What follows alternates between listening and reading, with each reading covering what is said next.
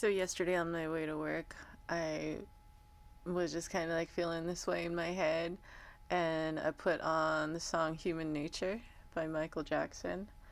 And then when I got to work, there was another Michael Jackson song. I think it was You Want to Be Starting Something. And I was like, yeah.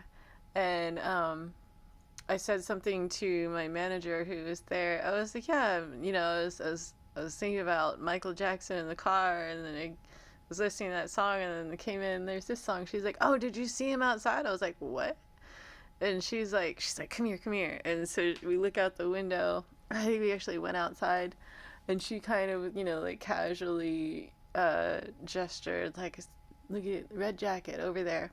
And I look, and it's Michael Jackson, and I was like, I I saw was him like, too. "Yeah, you saw him." Yeah. I was like completely starstruck, like he was so convincing. His body type, his plastic surgery. It was a so she had talked to him. I don't need to say he's a Michael Jackson in impersonator. I feel like that's a given, but it doesn't even matter. He carried that energy so well, that I felt like he was Michael Jackson, like pretending to be somebody else, pretending to be him. And I was totally starstruck. I didn't go talk to him or anything. I mean, it's kind of weird. You just go up to somebody, but I mean, he is that's his life. He's committed.